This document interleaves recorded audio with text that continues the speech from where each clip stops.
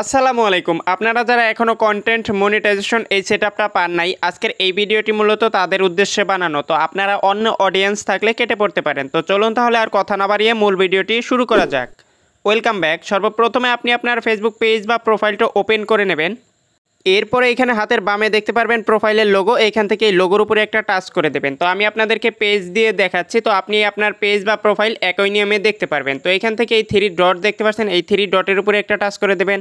দেন এইখানে একটু লোডিং হবে। এরপরে এখানে একটু লক্ষ্য করলেই দেখতে পারবেন পেজ স্ট্যাটাস নামে একটা অপশন দেওয়া রয়েছে। তো এখান থেকে পেজ স্ট্যাটাস এই অপশনের মধ্যে একটা টাচ করে দেব।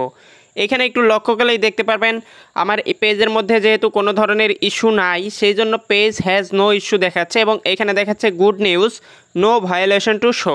তো আপনার পেজের বা প্রোফাইলের মধ্যে যদি কোনো ধরনের ভায়োলেশন থেকে থাকে তাহলে কিন্তু এখানে শো করবে। এরপরে নিচের দিকে দেখতে পাচ্ছেন এক্সট্রা ফিচারের মধ্যে রয়েছে রিকমেন্ডেশন অ্যাক্টিভ এবং মনিটাইজেশন, এই দুইটাই কিন্তু অ্যাক্টিভ রয়েছে এবং এই দুইটা অপশনই কিন্তু এখান থেকে ওকে রয়েছে।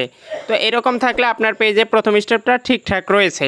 দ্বিতীয় স্টেপটা চেক করার জন্য আমরা আবারও প্রফেশনাল ড্যাশবোর্ডের এখানে চলে আসব। দেন এখান থেকে ভিডিও অপশনে টাচ করে এখানে নিডস রিভিউ নামে একটা অপশন দেখতে পাচ্ছেন, এই অপশনের মধ্যে একটা টাচ করে দেব। তো নিডস রিভিউ অপশনে টাচ করলে আপনি দেখতে পারবেন যে আপনার কোন কোন ভিডিওতে সমস্যা রয়েছে সেই সকল ভিডিওগুলো এখানে শো করবে। তো এখানে একটু লোডিং হচ্ছে, আমরা একটু অপেক্ষা করে নেব। দেখতে পাচ্ছেন এখানে দুইটা ভিডিও শো করেছে আমার ক্ষেত্রে, এই দুইটা ভিডিওতে কিন্তু কপিরাইট রয়েছে এবং অন্যান্য সমস্যা রয়েছে। তো এইরকম যদি আপনার কোনো ভিডিওতে থেকে থাকে তাহলে অবশ্যই আপনারা ওই ভিডিওগুলো সিলেক্ট করে ডিলিট করে দেবেন। এখন আমরা 3 নাম্বার স্টেপটা চেক করার জন্য আবার আমাদের পেজ বা প্রোফাইলের প্রফেশনাল ড্যাশবোর্ডের মধ্যে চলে আসব। এরপর এখান থেকে একদম স্ক্রল ডাউন করে নিচের দিকে চলে যেতে হবে। নিচের দিকে গেলে দেখতে পারবেন টুলস নামে একটা অপশন দেওয়া রয়েছে। তো আপনারা এই টুলস অপশনটা খুঁজে বের করে এই টুলসের মধ্যে একটা টাচ করে দেবেন। তো আমরা টুলসের মধ্যে একটা টাচ করে দিচ্ছি। এরপর এখানে প্রথমেই দেখতে পারবেন মনিটাইজেশন, এই মনিটাইজেশন অপশনে টাচ করলে আপনার সামনে এরকম কিছু অপশন শো করবে। এখানে একটু নিচের দিকে লক্ষ্য করলে দেখতে পারবেন নট ইয়েট এলিজেবলের মধ্যে কন্টেন্ট মনিটাইজেশন অপশনটা রয়েছে। তো আমরা এই কন্টেন্ট মনিটাইজেশন এই অপশনের উপরে একটা টাচ করে দেব। তো এই অপশনে টাচ করার পর আপনার সামনে এরকম একটা ইন্টারফেস শো করবে। তো এখানে দেখতে পাচ্ছেন আই অ্যাম ইন্টারেস্টেড নামে একটা অপশন রয়েছে বা একটা লেখা রয়েছে। তো আমরা এখান থেকে এই লেখাটার উপরে একটা টাচ করে দেব। তো এইখান থেকে এই লেখার উপরে টাচ করার পর আপনার সামনে এরকম একটা বক্স ওপেন হয়ে যাবে।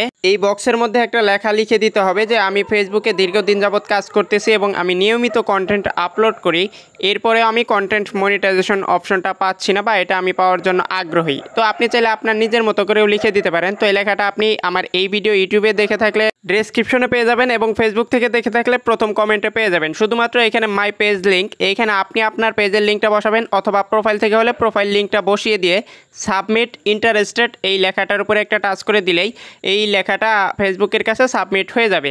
এখন ফেসবুক টিম ম্যানুয়ালিভাবে আপনার পেজ বা প্রোফাইলটা রিভিউ করে দেখবে। তারা যদি মনে করে যে আপনার পেজ বা প্রোফাইলের মধ্যে কোনো ধরনের সমস্যা নাই তাহলে কিন্তু আপনি খুব দ্রুত এই অপশনটা পেয়ে যাবেন। আর যদি কোনো ধরনের সমস্যা থেকে থাকে তাহলে কিন্তু এই অপশনটা এই মুহূর্তে আপনি পাবেন না। তো এই ছিল মূলত আজকের ভিডিও, আশা করি আপনারা বুঝতে পারছেন।